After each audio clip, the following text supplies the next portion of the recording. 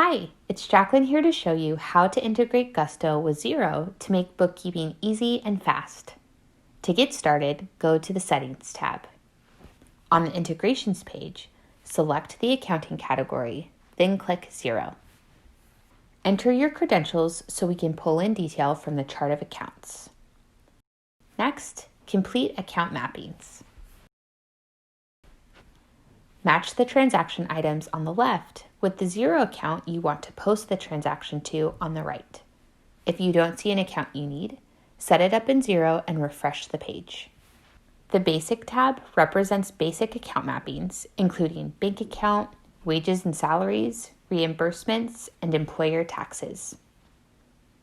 The Employer Benefit Liabilities account creates line items in the journal entry to accrue an amount owed. Keep in mind that Gusto doesn't handle payments to insurance carriers directly. After payment, offset the liability and zero out the amount owed in the accounting software. The Advanced tab provides even more detail by breaking out all earnings types and benefits expenses. And the All tab permits the use of any account type. Back on the Setup page, click Edit Settings to customize the integration even more. To start, indicate whether Gusto should automatically sync with Xero or if you'd prefer to do this manually after each pay run. Next, choose to enable custom account mappings by job or department. Job code mappings are great if there's employees who work multiple roles and are paid differently by role.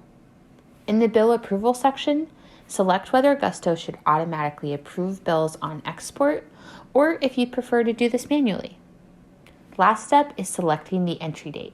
Choose from check date, debit date, or end of pay period based on how the books are organized. Because I enabled job code mapping, I can set up account mappings for each job at the company. Gusto can also map jobs to tracking categories in Xero if they're set up in the accounting software. And now you're good to go. With the Xero integration set up, you can easily sync payroll information to save time and get accurate data.